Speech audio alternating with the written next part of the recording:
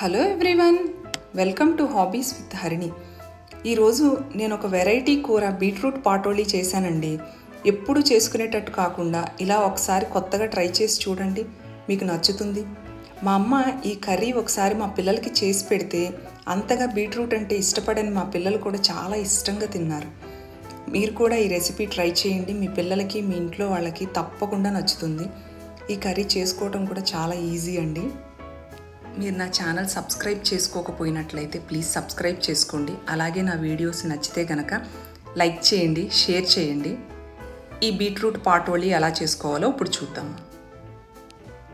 2 medium size beetroot తీసుకుని బాగా clean చేసుకుని ఇలా చిన్న ముక్కల కింద కట్ చేసుకోవాలండి. నేను ఈరోజు కుక్కర్లో కుక్ చేసుకుంటున్నాను బీట్రూట్. మీకు కావాలి అంటే విడిగా కుక్ చేసుకోండి. కుక్కర్లో అయితే ఫాస్ట్గా అయిపోతుంది కూర వండటం. ఒక 1/2 కప్పు వాటర్ పోసుకుని కుక్కర్ మూత పెట్టి విజిల్ పెట్టుకోవాలండి. దీన్ని ఇప్పుడు స్టవ్ మీద మనం పెట్టేసుకుందాము.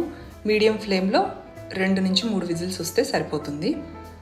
ఒక 1/2 కప్పు పచ్చిశనగపప్పు తీసుకుని 2-3 గంటల ముందే నానబెట్టుకోవాలండి. ఈ పచ్చిశనగపప్పుని ఇలా నానిన శనగపప్పులోకి ఒక 5-6 వెల్లుల్లి రెబ్బలు, అలాగే 1 టీ స్పూన్ జీలకర్ర వేసుకుని మిక్సీలో రఫ్గా చాప్ చేసుకోవాలండి. అంటే పుష్ బటన్ యూస్ చేసి మనము రఫ్గా మిక్సీ పట్టుకోవాలి. పేస్ట్ చేయొద్దండి, పేస్ట్ చేస్తే కూర టేస్ట్ బాగోదు. ఇలాగ రఫ్గా చాప్ చేసుకొని పక్కకు పెట్టుకుందాం దీన్ని.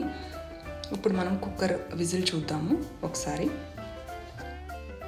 నేను మీడియం టు హై ఫ్లేమ్లో 2 విజిల్స్ రానిచ్చానండి. తర్వాత ఆఫ్ చేసేయండి. ప్రెషర్ అంతా పోయాక ఒకసారి ఇవి వడకట్టుకోండి. ఆ వడకట్టుకున్న వాటర్ని వేస్ట్ చేయొద్దు. మీకు చపాతీ పిండిలోకి కానీ దేనిలోకైనా కానీ యూస్ చేసుకోండి ఆ బీట్రూట్ వాటర్.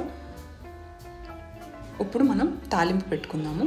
ఒక కడాయి తీసుకుని ఒక 3 టేబుల్ స్పూన్స్ ఆయిల్ వేసుకుని అన్ని తాలింపు దినుసులు వేసుకోండి. శనగపప్పు, మినప్పప్పు, జీలకర్ర, ఆవాలు, కరివేపాకు, ఎండుమిర్చి అన్నీ వేసుకుని తాలింపు అంతా బాగా వేగనివ్వండి. ఇప్పుడు ఒక మీడియం సైజు ఆనియన్ కట్ చేసుకుని దాన్ని చిన్న ముక్కల కింద కట్ చేసుకుని తాలింపు వేగాక అందులో వేసుకోండి. ఈ ఆనియన్ని కొంచెం ఫ్రై చేద్దాము. మరి బ్రౌన్ కలర్ ఏం అక్కర్లేదు, బట్ పచ్చిదనం పోయే వరకు ఫ్రై చేసుకుని ఇలాగ లైట్గా కలర్ చేంజ్ అయ్యే వరకు ఆనియన్ ఫ్రై చేసుకోవాలి.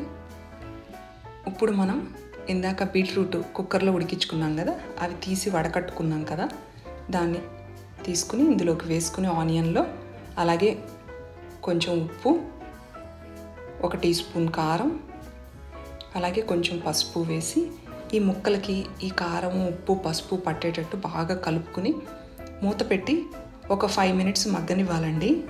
అలాగే కొంచెం ధనియాల పొడి ఇవన్నీ వేసి బాగా కలుపుకుని మూత పెట్టి ఒక 5 మినిట్స్ ఇవి ముక్కలకంతా పట్టేటట్టు మగ్గనిద్దాము. 5 మినిట్స్ తర్వాత లిడ్ ఓపెన్ చేసి చూడండి. ఇదిగోండి, ఈ పసుపు, ఉప్పు, కారం అంతా ఈ బీట్రూట్ పీసెస్కి బాగా పట్టాయండి.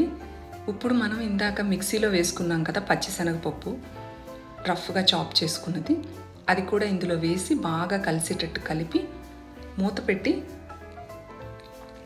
5 to 10 మినిట్స్ మగ్గనివ్వండి. మీకు పచ్చిశనగపప్పు ఆ రఫ్గా చాప్ చేసుకున్నది కుక్ అయిపోతే సరిపోతుందండి. ఇదిగోండి, ఇలా మూత పెట్టి మగ్గనిచ్చి మధ్య మధ్యలో అప్పుడప్పుడు తిప్పుతూ ఉండండి. ఇప్పుడు చెక్ చేసుకోండి, మీకు కనుక ఆ శనగపప్పు కుక్ అయిపోయినట్టయితే కనుక మనకి కూర రెడీ అయిపోయినట్టే. ఇంకా